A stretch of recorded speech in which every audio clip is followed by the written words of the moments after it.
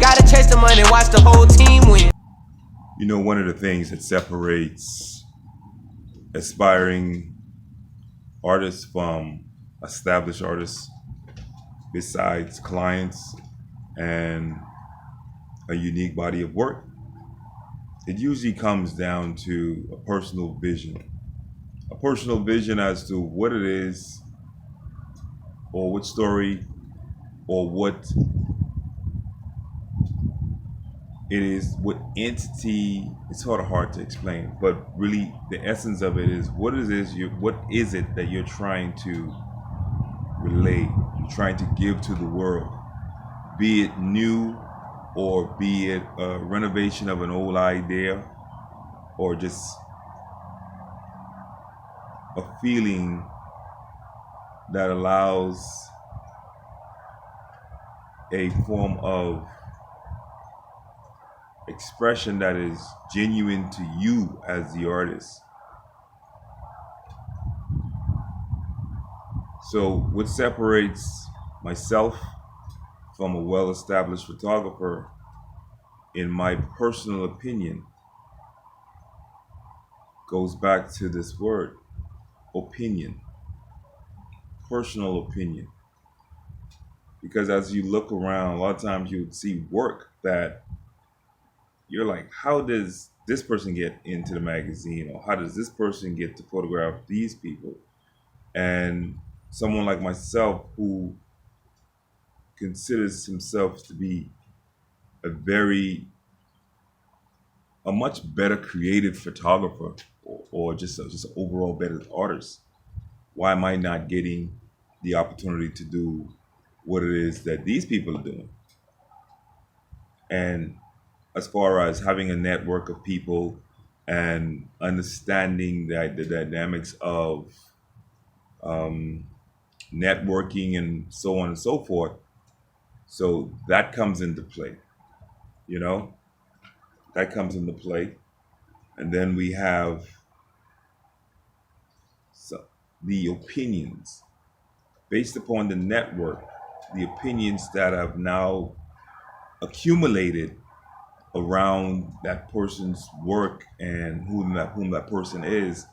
It gets validated as being the standard, that no, this is not how you light. If you're gonna light, you're gonna light like this person. Whereas if I were to, or artists, this is something that needs to be mindful of.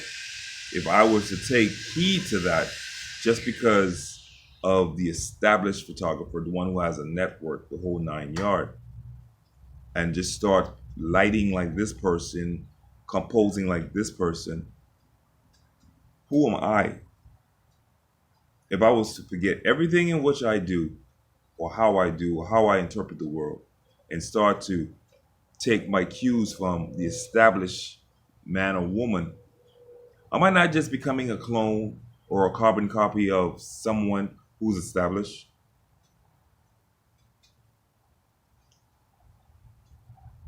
I don't think that that's genuinely the way we as artists ought to be. I think what we ought to do is find our own way.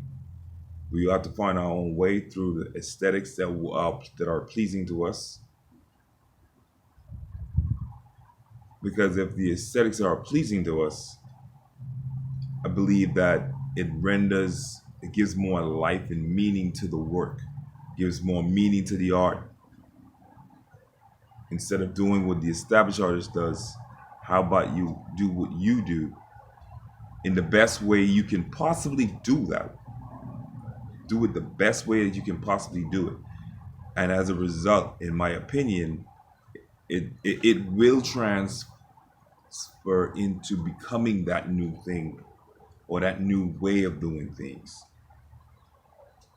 And those that you come in contact with, especially the young aspiring artists, you always let them know, find your voice. It's great to have a network. It's great to have a body of people surrounding you, that's supporting you and that's helping you to get those jobs. But you also have to have the work that's unique to you in the way you see the world, your perspective on the world. You cannot get lost in this idea of I have to be like so and so in order to be taken seriously.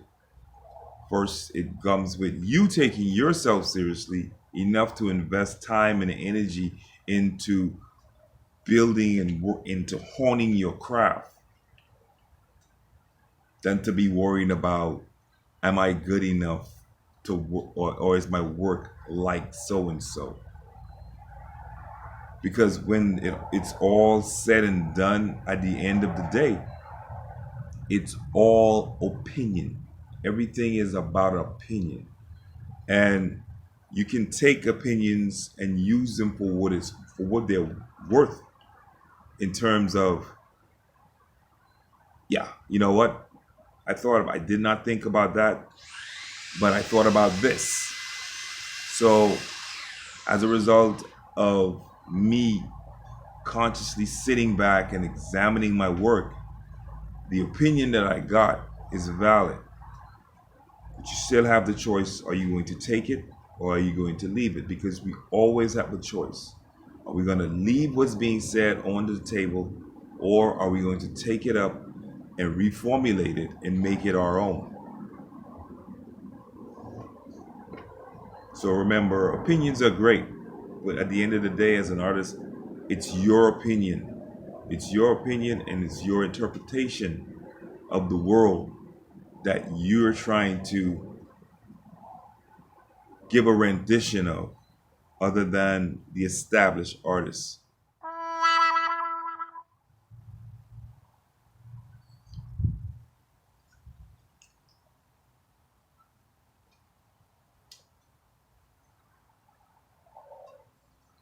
I say the one thing you can definitely guarantee that's going to take place in your life, if you're fortunate enough to live long enough, and that is going to be change.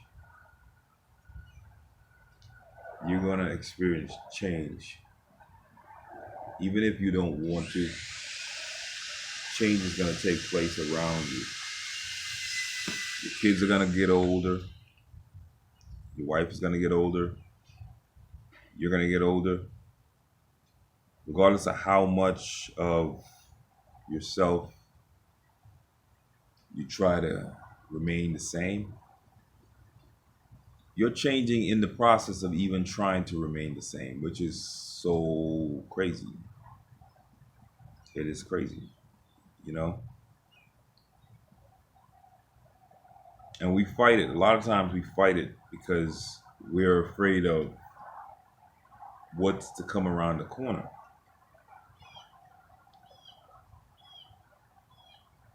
I don't know if it's because we don't spend enough time contemplating our own end days, or is it just the nature of us as men that we don't want to think about it? But I think we should always think about it in the we should think about change as much as we should embrace the changes. Because I would say that if I would still think of myself in the mind state of the 20-year-old that I once was, having the responsibilities and the life I have today, I would waste it. I would squander all the opportunities this 45-year-old has today. The 20-year-old would have squandered and wasted it because there would be no appreciation for anything in which I have. So change is good. You know what I mean? Change is always good. Change is something that we have to look forward to. You know, like the hardest thing for me to do was decide to photograph other things other than people. I still love photographing people. I still love the idea of creating a one of a kind piece of work that only I could have taken. Yeah, any other photographer could have taken it, but that would have been them taking it. But only that I could have taken what I and that would have pulled the test of time. I still love that.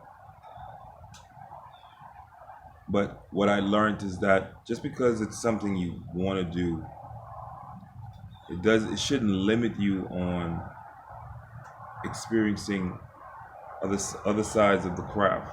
And so for me, I'm doing products, but I have more of an affinity for cocktail photography, I guess I would say. I'm not great at it, but I'm not bad at it, you know? And for me, the goal is to take those incremental steps day by day to become better at it. Become better at it because I'm figuring it out, I'm working out new ideas. So I'm embracing the change. It goes like that. That one book, who I think it's Who Moved My Cheese. You know, sometimes your cheese gets moved because it's time for you to move and pursue it, pursue a new cheese. A lot of times we like to hold on to what's familiar, and what's familiar is not always what's good. You know, sometimes what's familiar can become what's dangerous for you.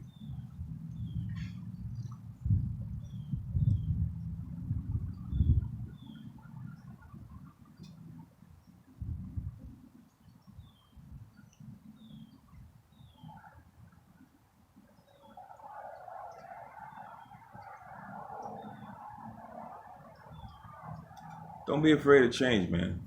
Embrace the change. It can be beneficial to you. It can help your relationship as well. It can help you as an individual grow into the man or the woman that you're supposed to be. And the only way for you to know that is to take that journey and not fight the changes that's coming. Because it's gonna come. It's gonna come with or without you. So it's just a matter of you accepting what it is. Change comes, man.